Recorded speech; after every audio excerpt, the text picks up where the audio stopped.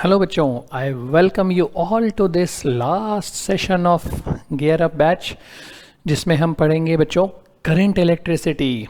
तो भाई पढ़ेंगे का मतलब क्या होता है कि हाँ कुछ क्वेश्चंस करेंगे और रिवीजन कर लेंगे। छोटा और आसान चैप्टर है, बट नॉनदलेस हर चैप्टर उतना ही इम्पोर्टेंट है बच्चों।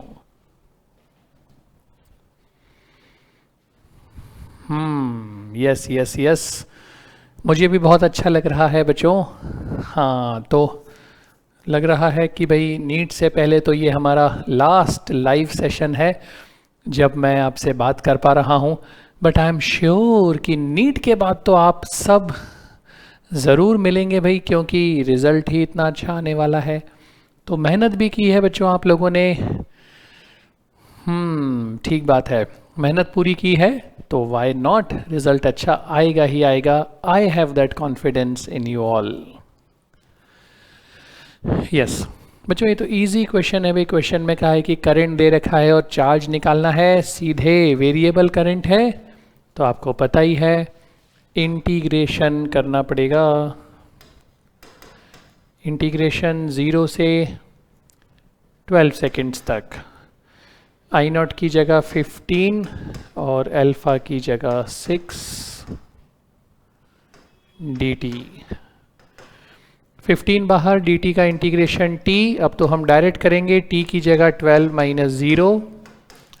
6 बाहर, t का इंटीग्रेशन t स्क्वायर बाई 2, 12 का स्क्वायर माइनस 0, है ना भाई। तो ये हो गया बच्चों 180 और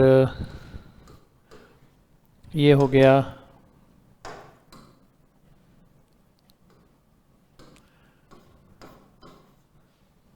432, 612 कूलॉम।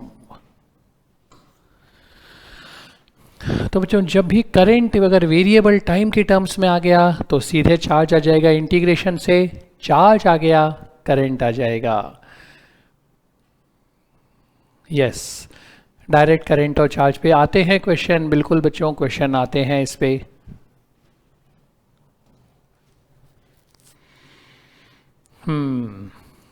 बच्चों क्यूब के एक क्वेश्चन को देखते ही सारे रिकॉल हो जाने चाहिए। ध्यान से देखो भाई, ए से अगर आपको सी में निकालना हो 7r/12, डी में निकालना हो 9r/12 जो बन जाता है 3r/4, और बी में निकालना हो 10r/12 जो बन जाता है 5r/6।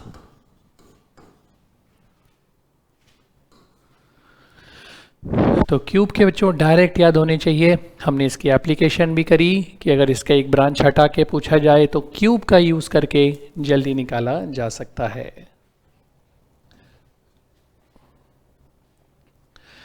हाँ, इजी क्वेश्चन बच्चों। यहाँ व्हीट स्टोन दिमाग में तो शायद आया होगा।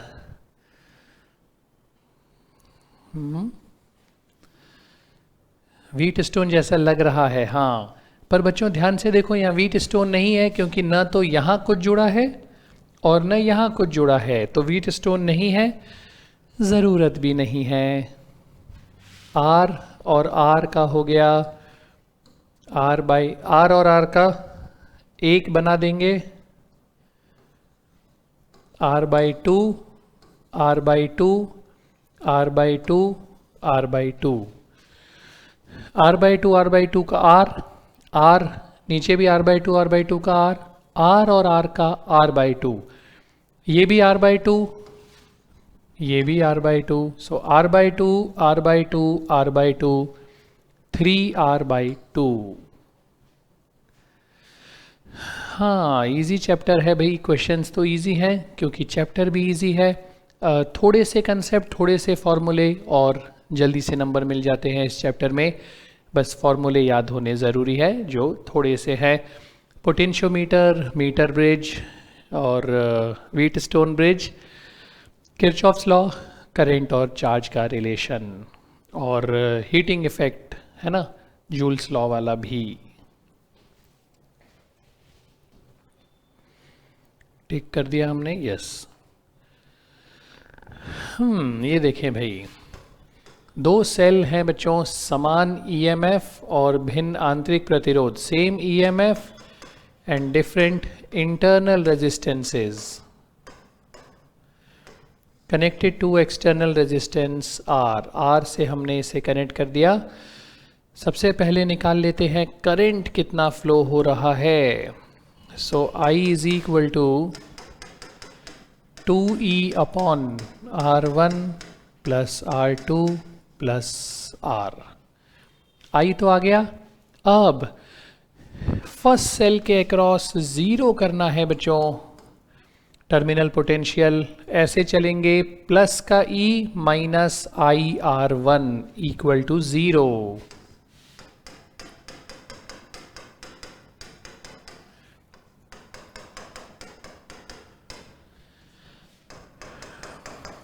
I की जगह 2E upon R1 plus R2 plus R into R1। R1 plus R2 plus R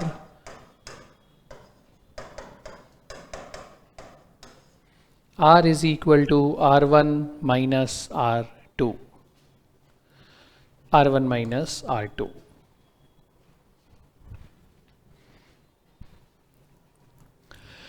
जो किरचॉफ्स लॉ की एप्लीकेशन तो ज़्यादातर इस चैप्टर में होती ही है। पूरे लूप के लिए हो चाहे फर्स्ट लॉ से हो, ज़्यादातर ओपन लूप, दो पॉइंट्स के बीच का पोटेंशियल डिफरेंस, कोई भी दो पॉइंट्स, हमने खूब क्वेश्चंस किए हैं, दो पॉइंट्स आपको दे देंगे और पोटेंशियल डिफरेंस पूछेंगे। पहले आए भी हैं करेक्ट, इस तरह के क्वेश्चंस पूछे गए हैं नीट एग्ज़ाम में। और जैसा मैं कह रहा हूँ बच्चों, ज़्यादातर किरचॉफ्स लॉ का यूज़ तो होगा ही, और नॉर्मली दो पॉइंट्स के बीच में यानी ओपन सर्किट में किरचॉफ्स लॉ पूछा जाता है भाई। हाँ भाई एक बार रिवाइज हो जाए कि अगर एक ही कंडक्टर है बच्चों इस तरह से जुड़ा हुआ और यहाँ से करंट जाने का रास्ता तो है, वापस आने का रास्ता नहीं, तो फिर उस ब्रांच में करंट फ्लो नहीं होता है। 10 वोल्ट करंट देगा, यहाँ आके आपने सोचा डिवाइड कर दें दो पार्ट्स में, तो यहाँ तो जो अगर A करंट आया तो B यहाँ कैसे जा सकता है, क्योंकि C कम नहीं जाएगा। A आया, पूरा A यहाँ जाना पड़ेगा, A में से A यहाँ चला गया तो यहाँ गया 0, कुछ निकालने की ज़रूरत नहीं, 0 एम्पियर आंसर। तो ये छोटी सी चीज़ है पर ध्यान रखनी है। देखो हीटर का क्वेश्चन भी आ गया।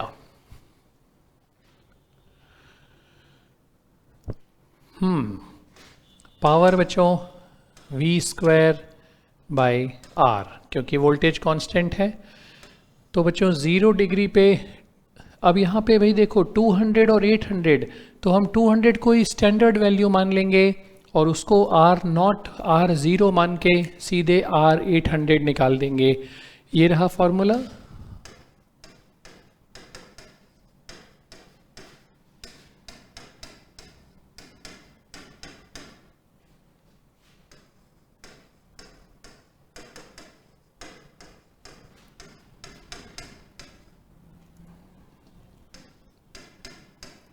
फोर इंटू 10 की पावर -4 और डेल्टा टी कितना है 800 माइनस 200 यानी 600।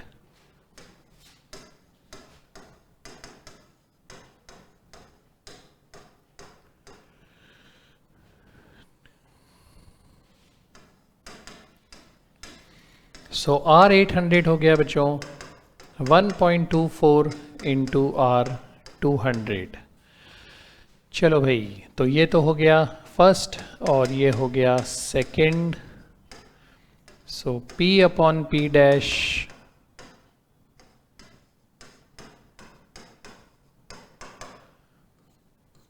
R dash upon R। P है 200 वाली पावर निकालनी है, 800 वाली पावर कितनी है 500 वॉट्स। आर डैश की जगह 1.24 इंटू आर और नीचे आर कैंसिल, तो P हो गया 1.24 इंटू 500, 620 वॉट्स,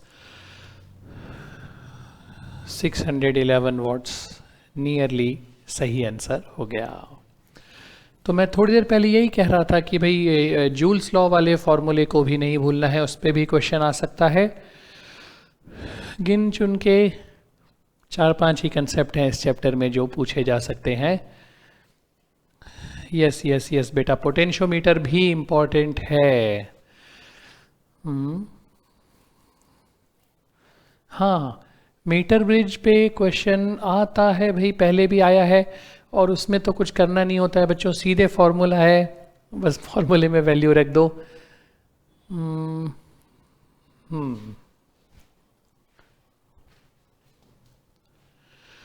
लो भाई, मीटर ब्रिज ही आ गया। x/10 इक्वल टू 52, लेकिन बच्चों यहाँ पे एंड करेक्शन भी है 1, तो 52 प्लस 1 और 100 माइनस L, और इसमें एंड करेक्शन है 2।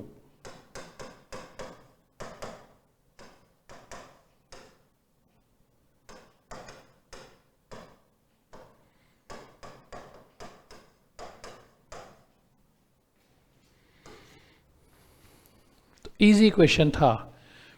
एंड करेक्शन क्या होता है? करेक्शन किसी भी इंस्ट्रूमेंट में, कोई भी इंस्ट्रूमेंट हो, करेक्शन वर्ड अगर आ गया मतलब ऐड कर दो, एरर आ गया सब्ट्रैक्ट कर दो। रीडिंग है 20 और एरर है 2, तो करेक्ट रीडिंग होगी बच्चों 20 माइनस 2। रीडिंग है 20 और करेक्शन है 2, तो करेक्ट रीडिंग होगी 20 प्लस 2। करेक्शन ऐड होता है, एरर सब्ट्रैक्ट होता है। क्वेश्चन ने कहा ये देखो एंड करेक्शंस, इसका मतलब ऐड कर दो 1 और 2, L और 100 माइनस L दोनों वैल्यूज में।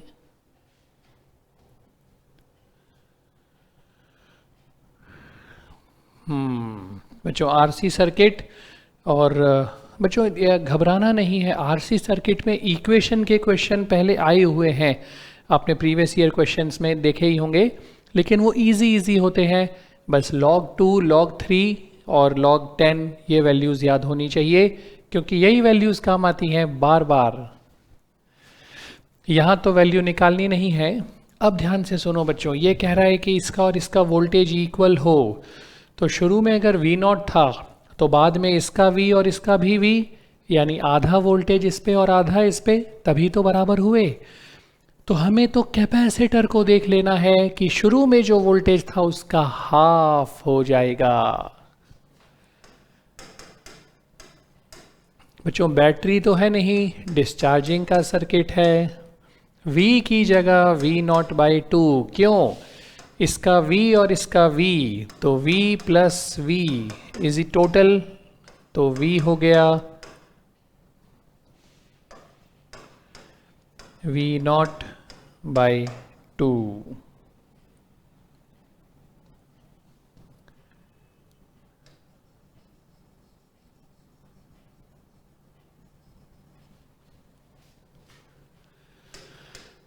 हाँ भाई, और इसके आगे आपको पता है बच्चों, इस स्टेप के जस्ट बाद आपको लॉग लेना होता है दोनों तरफ। So log of 1/2, log base e वाला, लॉग बेस ई को ln लिखते हैं, पावर आगे आ जाएगी, और ln 1/2 को, ये सब आपने किया हुआ है बच्चों पहले, -t/RC ln e। ln e 1 हो जाता है, ln 1 0,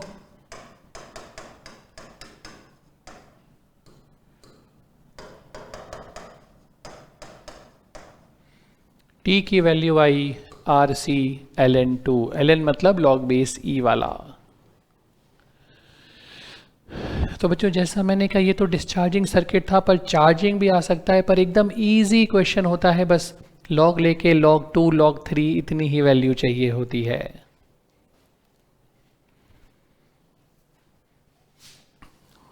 graph, yes, charging discharging का ग्राफ भी पूछा जा सकता है क्वेश्चन में। टाइम कांस्टेंट भी पूछा जा सकता है। टाइम कांस्टेंट पे वैल्यू जो होती है वो भी पूछी जा सकती है। इनमें से कोई भी चीज़ पूछ सकते हैं बच्चों आरसी सर्किट में। और स्टेडी स्टेट वाले भी क्वेश्चंस पूछ सकते हैं कि स्टेडी स्टेट में करंट कितना फ्लो होगा, स्टार्टिंग में इनिशियल स्टेट में कितना करंट फ्लो होगा।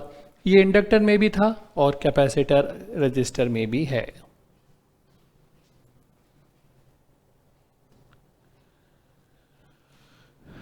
बच्चों इस क्वेश्चन को ध्यान से देखो। ऐसा क्वेश्चन कभी कभी जब आता है तो हम फंस जाते हैं। क्यों फंस जाते हैं? एक बार क्वेश्चन पढ़ो जल्दी से, फिर समझ में आएगा क्यों फंसते हैं। क्वेश्चन क्या कह रहा है बच्चों? दिए गए परिपथ में 2 ओम प्रतिरोध में ऊष्मा बनने की दर और 6 ओम प्रतिरोध के सिरों पर विभवांतर। In the following figure, the rate of heat generated in 2 ohm resistor and potential difference across 6 ohm resistor will be respectively. Figure देख लो एक बार फटाफट बच्चों, फिर समझें भाई इस बात को।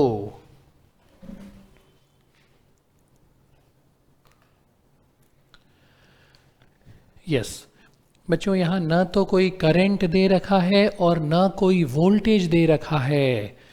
करंट भी नहीं, वोल्टेज भी नहीं, फिर कैसे कुछ निकाल सकते हो? तो ऑप्शन पे जाओ बेटा। 32 जूल पर सेकंड बाद की बात है। 6 वोल्ट किसके ऊपर? 6 ओम पे। फर्स्ट ऑप्शन कह रहा है 6 ओम पे 6 वोल्ट। 6 ओम पे 6 वोल्ट मतलब करंट हो गया 1 एम्पियर, और 1 एम्पियर जाएगा तो यहाँ पे 9 ओम्स पे 1 एम्पियर यानी 9 वोल्ट। 9 और 6 15 वोल्ट, तो इस पे भी 15 वोल्ट पैरेलल है। 15 वोल्ट और 5 ओम 3 एम्पियर। बच्चों 3 एम्पियर और 1 एम्पियर मतलब यहाँ से 4 एम्पियर जा रहा होगा, तो इसका हीट की रेट हो गई I² R। हीट की रेट यानी पावर 32 जूल पर सेकेंड पावर आ रही है जब वोल्टेज 6 वोल्ट हो। 6 वोल्ट पे 32 जूल पर सेकेंड।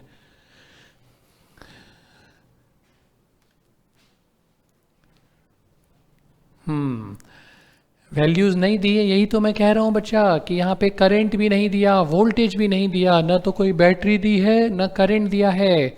तो क्वेश्चन देखते ही अटक गए कि अरे करें क्या? ना तो करंट दिया है ना वोल्टेज दिया है, तो ना तो हीट आएगी ना पावर आएगी, हीट की रेट आएगी, ना करंट आएगा ना वोल्टेज आएगा, कुछ नहीं निकल पा रहा है। ऑप्शंस को देखा, ऑप्शन क्या कह रहा है? 6 वोल्ट क्या चीज़ है? 6 ओम रजिस्टर का वोल्टेज। अगर फर्स्ट ऑप्शन सही है तो यहाँ 6 वोल्ट लिया।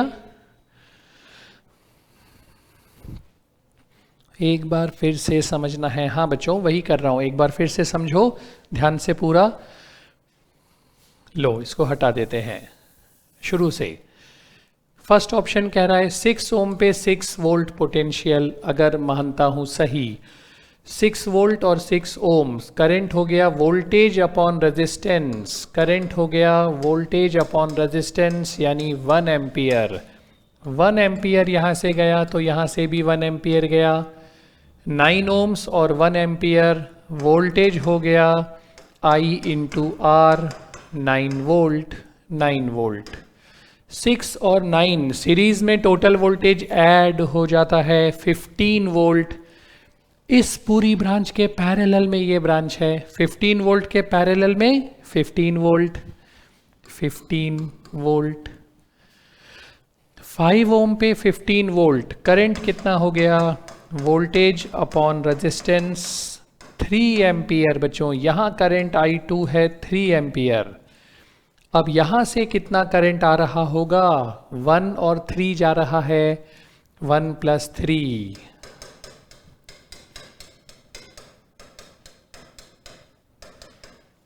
4 एम्पियर। 4 एम्पियर करंट जा रहा होगा। तो अगर ये 4 एम्पियर है तो इसमें हीट की रेट यानी पावर हो गई बच्चों आई स्क्वायर आर 4 का स्क्वायर इंटू 2 32 वॉट या जूल पर सेकेंड। 32 जूल पर सेकेंड आना चाहिए। अगर 6 वोल्ट था यहाँ पे 6 वोल्ट के साथ 32 जूल पर सेकेंड। दूसरे ऑप्शंस आप ऐसे ही ट्राई करो खुद, एक भी मैच नहीं होगा। इसको 3 वोल्ट लेते हैं तो ये 16 नहीं आएगा, इसको 1 लेते हैं 8 नहीं आएगा, 12 लेते हैं 64 नहीं आएगा।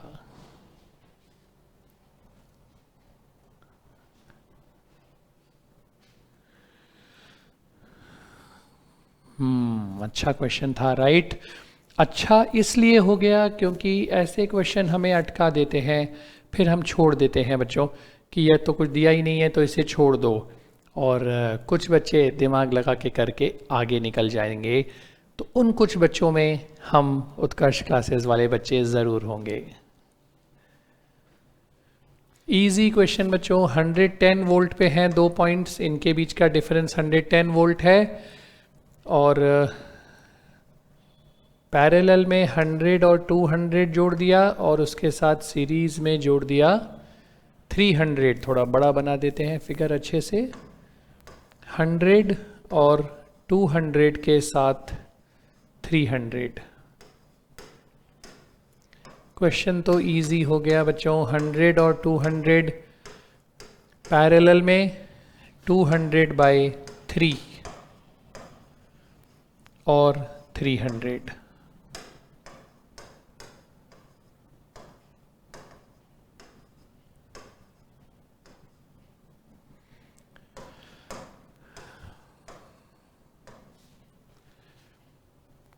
करंट इन ईच रेजिस्टेंस निकालना है। हाँ, तो सबसे पहले बच्चों ध्यान से देखो भाई, इन दोनों के बीच का पोटेंशियल डिफरेंस है 110। रेजिस्टेंस का रेशो क्या है? 200/3:300। यानी कितना आ गया बच्चों? 0 0 कट जाएंगे और हमें मिल जाएगा 2/3:3। लेकिन 2/3:3 में पॉइंट में सॉल्व करने में दिक्कत आएगी, फ्रैक्शन में सॉल्व करने में दिक्कत आएगी। दोनों तरफ 3 से मल्टीप्लाई कर देते हैं। सो रेजिस्टेंस का रेशो हो गया बच्चों 2:9। तो वोल्टेज का रेशो भी यही सीरीज में, तो इस फर्स्ट वाले को मिलेगा 2 इन दोनों का सम 11 ऑफ टोटल वोल्टेज 110। अरे वाह, ये तो इजी हो गई कैलकुलेशन भाई। V2 को मिलेगा 9/11।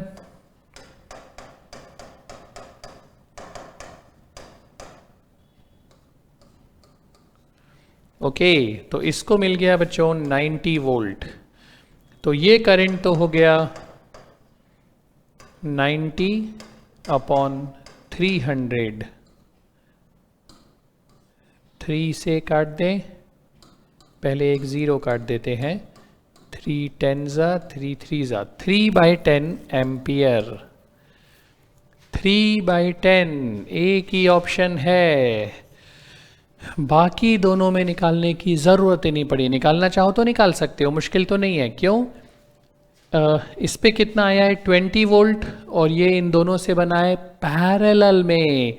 पैरेलल में वोल्टेज सेम 20 वोल्ट 20 वोल्ट। 20/100 1/5, 20/200 1/10। 1/5 और 1/10 इन दोनों के करंट भी आ गए, पर एक करंट निकालते ही आंसर मिल गया। तो बच्चों यहाँ पे क्योंकि सारे ऑप्शंस में अलग अलग था, एक ही करंट निकाल लो। तीनों निकालने में टाइम वेस्ट मत करो, एग्जाम में भी नहीं करना। जब आपने देखा कि इसका करंट और इसी का निकालना सबसे इजी था, इसका करंट बच्चों एक एक एक अलग अलग ऑप्शन है, तो फटाफट एक ही करंट निकाल दिया।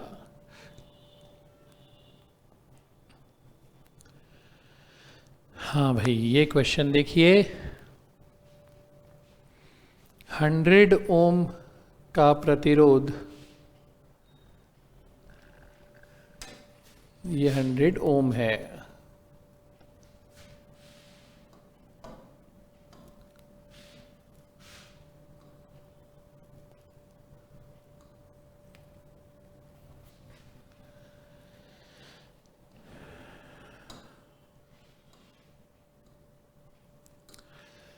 हम्म 400 और 800 ओम, 400 ओम और 800 ओम एक 2 वोल्ट की, सॉरी 6 वोल्ट की बैटरी से जुड़े हैं।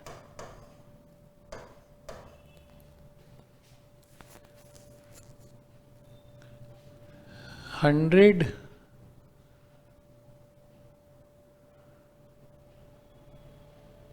ओ, ये 10 ओम सी है भाई, ये ओ यहाँ नहीं है। अच्छा, ये 0 नहीं है, ओ है, और इसको यहाँ बनाएंगे ओम्स। बच्चों सिर्फ 10 ओम्स का रेजिस्टेंस यहाँ जोड़ दिया एम मीटर का, तो 6/1200 था पहले,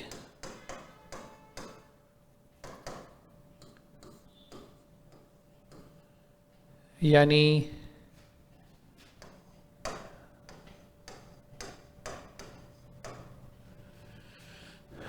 0.005 एम्पियर था। अब इसकी जगह हो गया है 6/1210। बहुत थोड़ी सी कमी आनी चाहिए 0.005 से 0.00496, ठीक है। अब दूसरी बार 400 के पैरेलल में वोल्ट मीटर जोड़ दिया है 10,000 ओम्स का। तो बच्चों 400 के पैरेलल में बहुत बड़ा रेजिस्टेंस जब आप जोड़ोगे, थोड़ा ही फर्क पड़ेगा, 400 से थोड़ा सा कम हो जाएगा। 400 और इसके पैरेलल में वोल्ट मीटर जोड़ दिया 10,000 ओम्स का, तो ये 400 से बहुत ज़रा सा कम। अगर ये 400 होता तो कितना वोल्टेज आ रहा है? रेजिस्टेंस का रेशो 400:800 1:2, तो वोल्टेज का रेशो भी 1:2, तो इसको मिल रहा है 1/3 ऑफ 6, यानी 2 वोल्ट। 2 से थोड़ा सा कम मिलना चाहिए, 1.96 वोल्ट्स। कितनी जल्दी हो गया, वरना बहुत बड़ी प्रॉब्लम हो जाती। 6/1210 सॉल्व करना और 400 और 10,000 का इक्विवेलेंट निकाल के फिर डिस्ट्रीब्यूट करना 6 वोल्ट, बहुत टाइम और मेहनत लग जाते कैलकुलेशन में बच्चों, जो हमने इजी कर ली है। देखो भाई,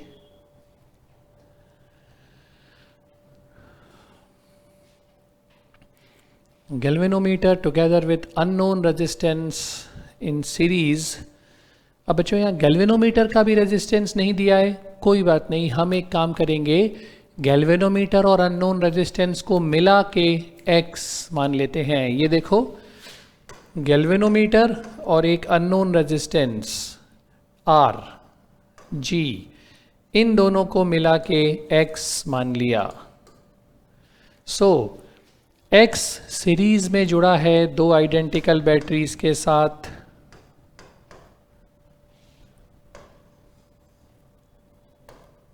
ये x रेजिस्टेंस सीरीज में जुड़ा है।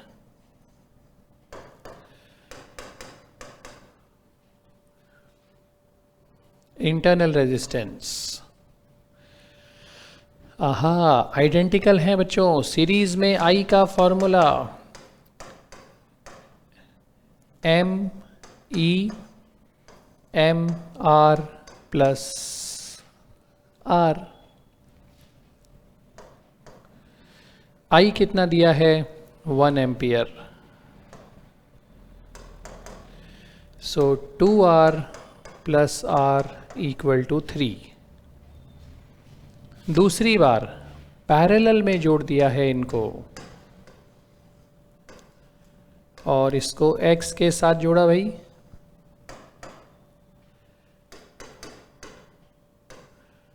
बच्चों पैरेलल में करंट का फॉर्मूला क्या है, do you remember? E upon R/2 plus R, और I कितना है उस केस में? 0.6।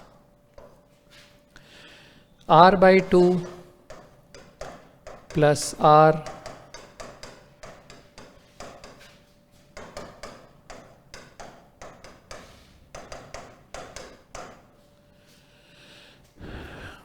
R की जगह 3 माइनस 2R यहां रख देते हैं।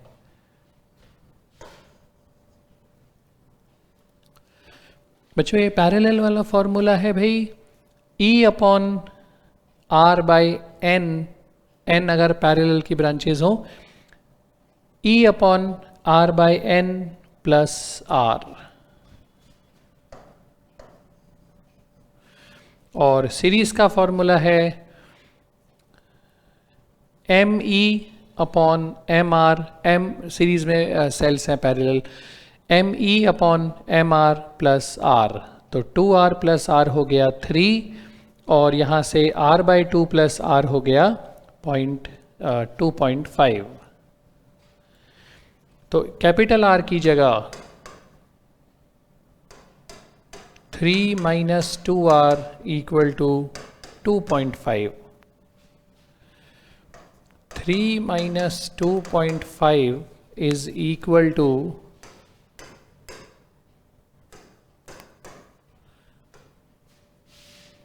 0.5 equal to 3R/2, 0.5 into 2 1/3 ohms।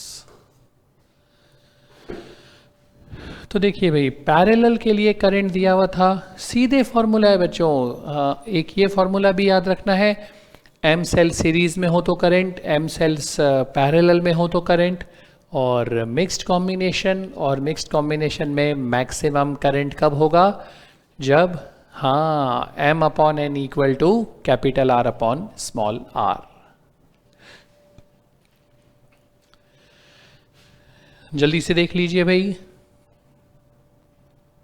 Her battery का EMF 1.5 है, 2 बैटरीज हमारे पास हैं, आइडेंटिकल हैं तो दोनों के इंटरनल रेजिस्टेंस भी सेम ही रहेंगे।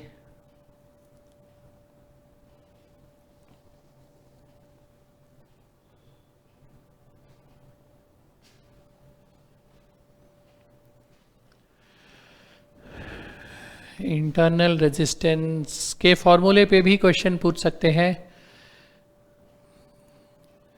डिपेंडेंस पे मुश्किल है बच्चों, इंटरनल रेजिस्टेंस के डिपेंडेंस पे शायद ना पूछें, आई एम नॉट श्योर, पूछ भी सकते हैं पर चांसेस बहुत कम है, ज़्यादातर तो इस पे ही पूछ सकते हैं। और एक स्मॉल आर का फॉर्मूला भी तो आपने पढ़ा है, E minus V upon V whole into R, वो भी काम में आ सकता है, उसका ग्राफ भी पढ़ा है, वो भी पूछा जा सकता है बच्चों। इजी क्वेश्चन भाई, ध्यान से देखो, 2 वोल्ट की बैटरी का पॉजिटिव से रेजिस्टर आ रहा है, ये पॉइंट है X, मैं रीड्रॉ करता हूं बच्चों, 2 वोल्ट की बैटरी के पॉजिटिव से रेजिस्टर आ रहा है X पॉइंट पर, X से Y पॉइंट के बीच में 2 ओम्स, X से Y के बीच में 2 ओम और एम मीटर, और Y पे बच्चों इसका नेगेटिव जुड़ रहा है, और 2 वोल्ट की नेगेटिव 2 ओम से आके जुड़ रहा है, 2 वोल्ट का नेगेटिव 2 ओम से आके यहाँ जुड़ रहा है, 2 का पॉजिटिव X पे जुड़ रहा है। मज़ा आ गया बच्चों, क्योंकि अब ये क्वेश्चन बन गया बहुत ही easy.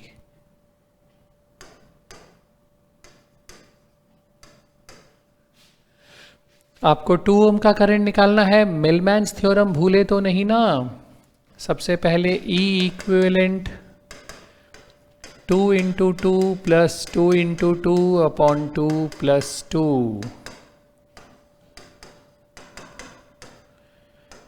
I is equal to E upon R equivalent R1 R2 upon R1 plus R2 plus R 4 upon 4 plus 2 2 by 3 amperes 0.67 amperes। Circuit Milman theorem से डायरेक्ट सॉल्व हो रहा है। मुझे लग रहा है बच्चों ज़्यादातर क्वेश्चन नीट में जो है करंट वाले आए हैं मिलमैन्स थ्योरम से हो जाते हैं।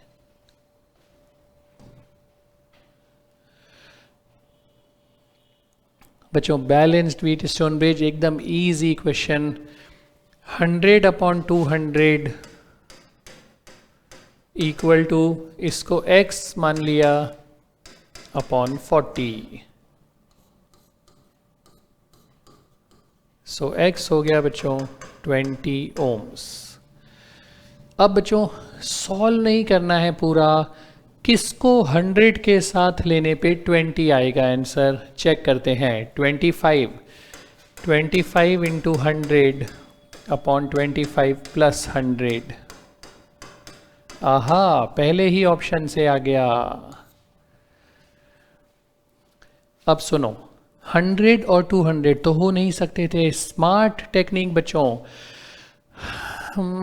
अभी जो आपका मॉक टेस्ट हुआ था 3 दिन पहले, उसमें भी मैंने ज़्यादातर क्वेश्चंस कोशिश की थी स्मार्ट टेक्निक से करें ऑप्शंस देख के। तो यहाँ क्यों नहीं भाई, अब ये तो लास्ट आपका गियर अप बैच का सेशन है, तो फिर से एक बार रिकॉल कर लें स्मार्ट टेक्निक कैसे यूज़ करते हैं। बच्चों 100 से छोटा चाहिए अगर आपको 20, तो 100 से बड़ा थोड़ी पैरेलल में लोगे, और 100 लोगे तो 100 और 100 का तो आधा हो जाएगा 50।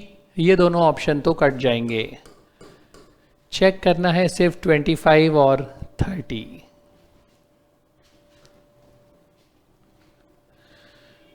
बच्चों ये तो हम पता नहीं कितनी बार कर चुके होंगे इस तरह के स्ट्रेच्ड। बच्चों ये इंपॉर्टेंट वर्ड आ गया स्ट्रेच। जब किसी वायर को n टाइम्स स्ट्रेच करते हैं तो रेजिस्टेंस n स्क्वायर टाइम्स हो जाता है। 10% इंक्रीज किया तो 1 प्लस 10% यानी 1.1 टाइम्स हो गई लेंथ, 1.1 का square. So percentage change final minus initial upon initial into 100, 1.21 R minus R upon R into 100।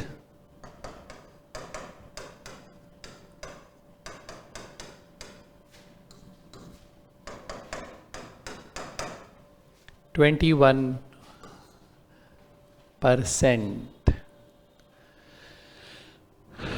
तो बच्चों क्योंकि ये गियर अप बैच है तो रिवाइज करा दूं, रिकॉल करा दूं। स्ट्रेच किया है तो n स्क्वायर टाइम्स होता है जो भी नई लेंथ हुई उसके, और अगर स्ट्रेच ना कहा होता, एक नया एक अलग वायर लिया है तो n टाइम्स ही होता है, स्क्वायर टाइम्स नहीं।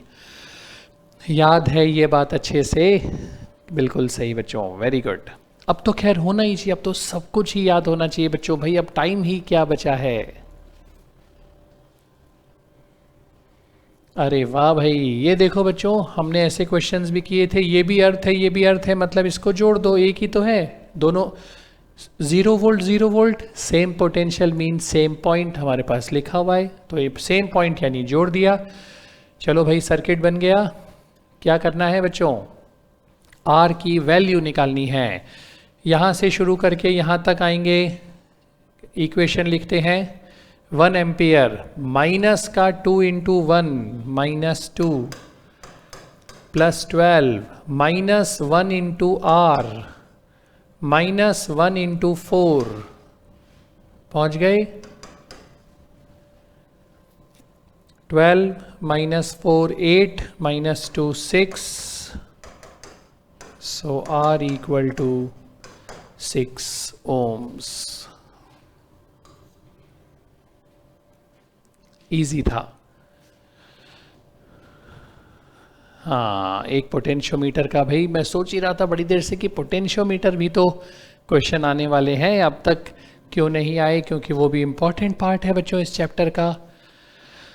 ये लो भाई, इसका इंटरनल रेजिस्टेंस भी है बच्चों। तो सबसे पहले x equal to I rho, primary circuit के लिए I होगा E अपॉन आर प्लस, इसका तो R है और ए बी वायर का कितना है 9R, इंटू पोटेंशियोमीटर वायर का resistance upon length, length L है 9ER 10RL, 9E by 10L बच्चों, ये हो गया इसका X। अब सेकेंडरी सर्किट के लिए याद है ना, V equal to x, balancing length L, V कितना है E बाई 2। आहा बच्चों देखो, कंफ्यूज करने के लिए यहाँ इंटरनल रेजिस्टेंस दे रखा है। हमने क्वेश्चन भी किए थे, प्राइमरी सर्किट का रेजिस्टेंस चेंज करो तो क्या होता है, सेकेंडरी का चेंज करो तो क्या होता है, कोई फर्क नहीं पड़ता है। सेकेंडरी से ये 2R हो नहीं हो, ज़्यादा हो कम हो, डजेंट मैटर। X कितना है भाई 9E by 10L into L, so small l हो गया 5L अपॉन 9, 5L बाई 9 पे बैलेंस हो जाएगा। No deflection, balancing length. एक और पोटेंशियोमीटर का क्वेश्चन बच्चों, 10 वोल्ट और 10 ओम्स, यहाँ तो कुछ है ही नहीं एक्स्ट्रा रेजिस्टेंस, 10 अपॉन 10I और R 10, L है 100 सेंटीमीटर्स में भाई, तो X हो गया 1/10 वोल्ट पर सेंटीमीटर, क्योंकि ये भी सेंटीमीटर में दिया है। V is equal to XL, X है 1/10 और L है 44 वोल्ट्स। बच्चों इस पे 4 वोल्ट है और वो इसके पैरेलल में है, इसके भी पैरेलल में है, तो यहाँ पे 4 वोल्ट आ गया। 5 वोल्ट में से 4 वोल्ट यहाँ, इसका मतलब इस पे ड्रॉप हो गया 1 वोल्ट, तो करंट हो गया बच्चों 1/1, और यहाँ तो करंट जाएगा नहीं, तो यहाँ से करंट फ्लो होके इधर जाएगा, तो इसमें भी 1 एम्पियर जा रहा है। R equal to V upon I, यानी 4 ओम्स।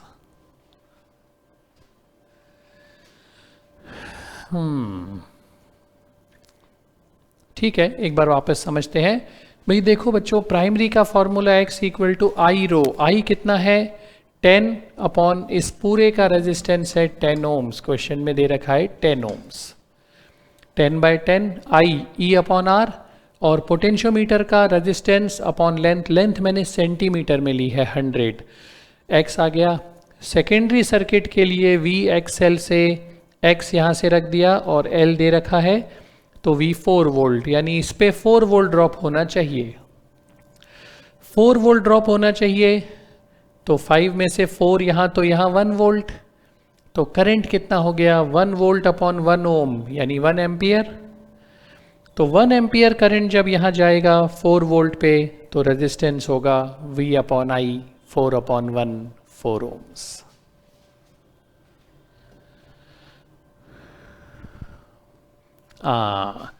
समान समय में समान मात्रा की ऊष्मा उत्पन्न करता है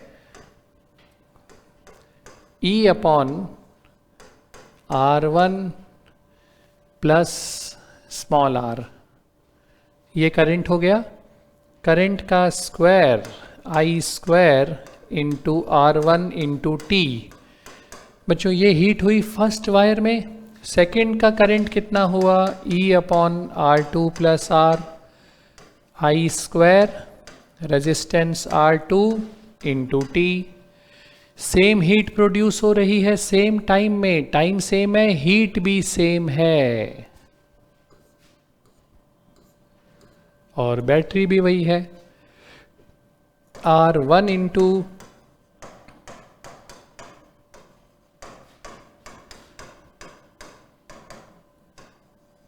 R2 into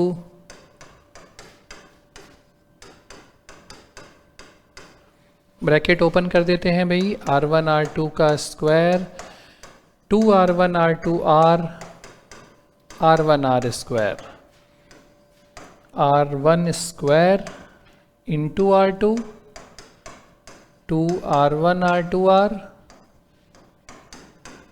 R square R2, ये कैंसिल हो जाएगी टर्म।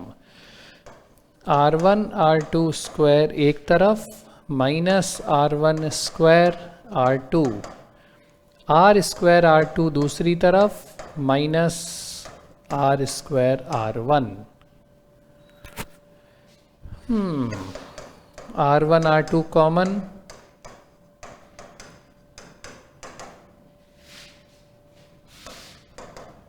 R स्क्वायर कॉमन, ये तो अच्छा काम हो गया भाई, ये हो गए कैंसिल।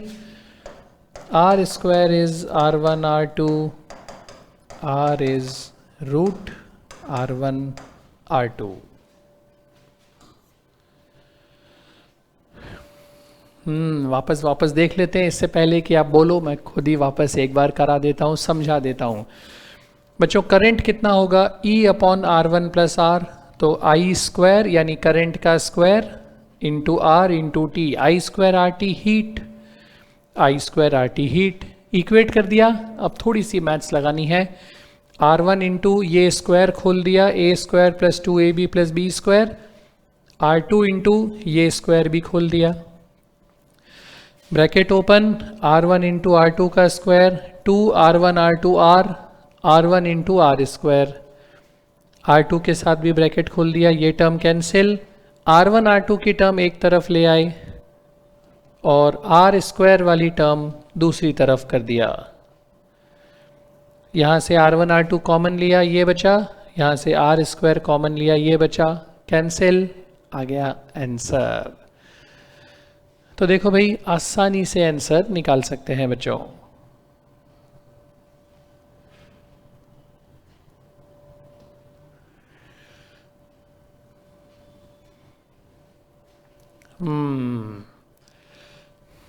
स्विच को क्लोज कर दिया बच्चों, तो हमारा सर्किट क्या बनेगा भाई, 10 वोल्ट 20 ओम्स, ये कैपेसिटर तो ओपन सर्किट होता है, यहां से करंट ऐसे जा रहा है,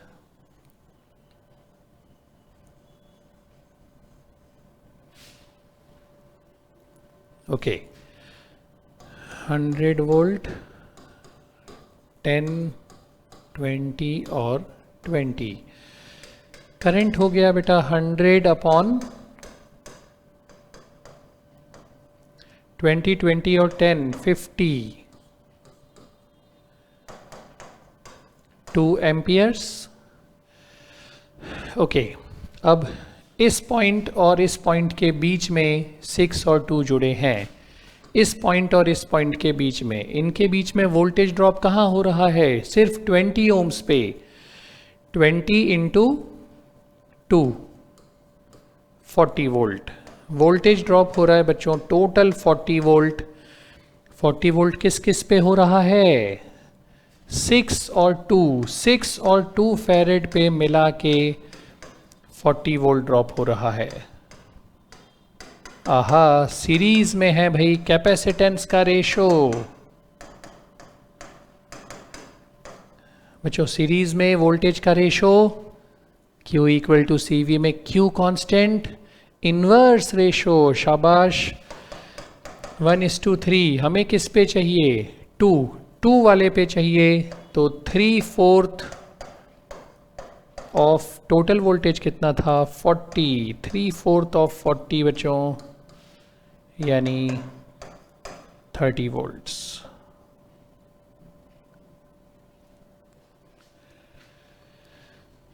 वन माइक्रोफेरेड पे भी चाहिए, 1 माइक्रोफेरेड तो यहां जुड़ा है बच्चों, इसके और इसके बीच में क्या पोटेंशियल डिफरेंस है, प्लेन वायर से जुड़े हैं, कोई डिफरेंस नहीं, जीरो, ये तो सारे ही जीरो थे, 30 वोल्ट ही चेक करना था, जीरो में क्या चेक करना है, सारे ऑप्शन जीरो ही दे रहे थे। देख लो भाई जल्दी से, ये थोड़ा सा अच्छा क्वेश्चन आया है बच्चों, अच्छा इन द सेंस कि थोड़ी मेहनत करनी पड़ी, ये तो फालतू हो गया। इन दोनों के लिए ये रजिस्टर काम में आएगा। तो 40 वोल्ट ड्रॉप कराना है 6 और 2, बस एंड ऑफ क्वेश्चन हो गया ये तो। Magnitude of saturation charge on capacitance of C पे हमें चार्ज निकालना है बच्चों। फिर वही बात, सी को ओपन सर्किट कर देंगे तो आपका सर्किट ये हो जाएगा।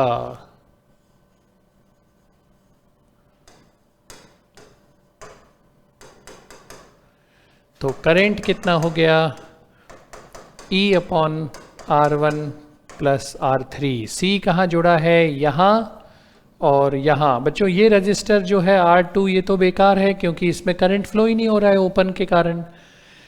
तो ये पॉइंट ये रहा और ये पॉइंट ये रहा। R1 का वोल्टेज ड्रॉप, इसका पोटेंशियल डिफरेंस है I R1। तो Q equal to CV CE R1 अपॉन R1 plus R3, CE R1 अपॉन R1 प्लस R3।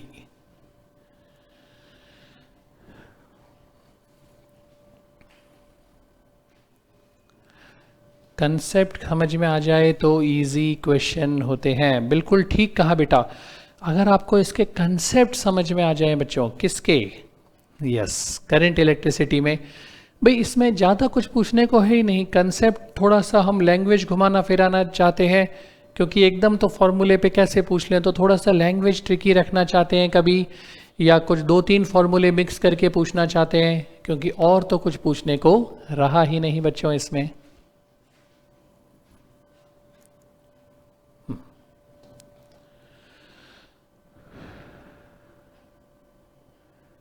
फिर से कैपेसिटर के अक्रॉस वोल्टेज रीड्रॉ करें बच्चों। यहाँ R, यहाँ R,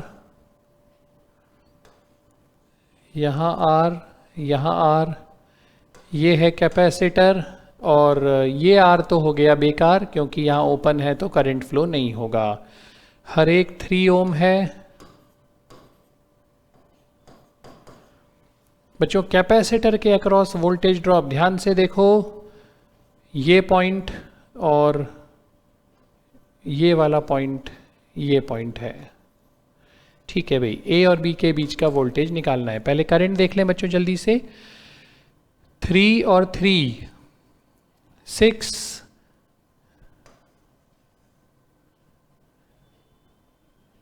यहाँ करंट तो जाएगा नहीं भाई।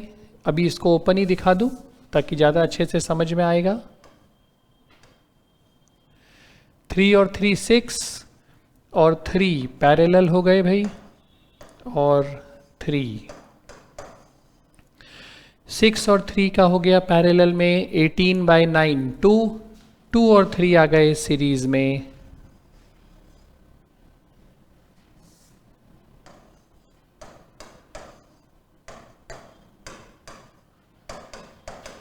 तो करंट हो गया सर्किट में 15/5 3 एम्पियर बच्चों। यहां से 3 एम्पियर चलेगा 2:1 1:2, तो इसको 1/3 ऑफ 3 और इसको 2/3 ऑफ 3, 2 एम्पियर मिल जाएगा। दोनों मिलके वापस 3 एम्पियर चले गए। अब देखते हैं ये 6 कौन सा था, ये दोनों। तो यहाँ से करंट आ रहा है 1 एम्पियर 1 एम्पियर 2 एम्पियर 3 एम्पियर, है ना भाई।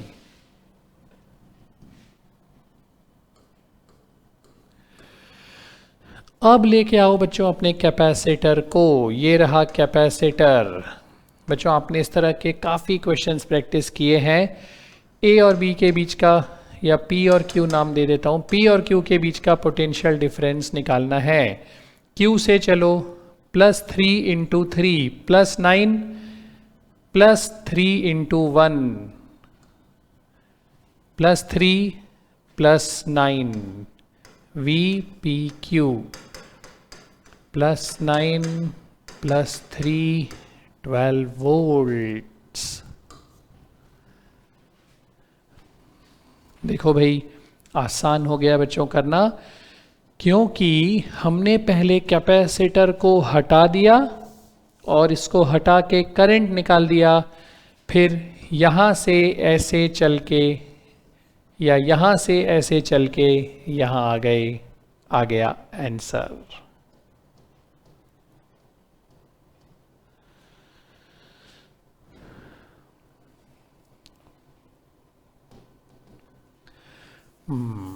So बच्चों, with this we complete this gear up batch। और मुझे लग रहा है बच्चों अब हमें इसे गियर अप तो बोलना ही नहीं चाहिए भाई, अब हमें इसे कहना चाहिए NEET geared up. Gear up नहीं है, अब गियर्ड अप हैं, एकदम तैयार हैं भाई हम नीट के एग्जाम के लिए। Geared up, totally prepared, totally confident, है ना। एंड ये ज़रूर मैं कहना चाहूँगा बच्चों कि उत्कर्ष क्लासेस ने जो सेशन में आपका कमिटमेंट हमारा जो था बच्चों, मुझे याद है शुरू में कमिटमेंट था बस कोर्स कराने के लिए और उसके साथ एक टेस्ट सीरीज़ जो रेगुलर चल रही थी। फिर हमने कहा कि नहीं भाई एक अलग से टेस्ट सीरीज़ हो जाएगी। फिर हमने कहा कि नहीं एक हम crash course rank booster course भी कराएंगे, और उत्कर्ष क्लासेस के स्टूडेंट से कोई चार्ज भी नहीं लिया गया, उनको फ्री में वो पूरा crash course rank booster course दिया गया। उसकी एक टेस्ट सीरीज़ अलग से दी गई बच्चों रैंक बूस्टर कोर्स के लिए। एंड रैंक बूस्टर कोर्स के बाद प्रीवियस ईयर क्वेश्चंस, 20-30 साल के प्रीवियस ईयर क्वेश्चंस हर चैप्टर के अलग अलग दिन हो गए कि हर चैप्टर के फिज़िक्स के कितने प्रीवियस ईयर क्वेश्चंस आए हैं वो सारे डिस्कस हो गए। फिर भी हमें लगा कि नहीं अभी हम और भी बच्चों को कुछ दे सकते हैं।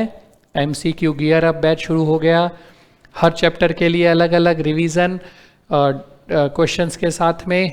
और फिर हमें लगा बच्चों कि अब और क्या करें, तो एक मॉडल पेपर की बुक अलग से पब्लिश कर दी, क्योंकि ऑफलाइन की आपको प्रिपरेशन हो जाए टेस्ट देने की और प्रैक्टिस हो जाए।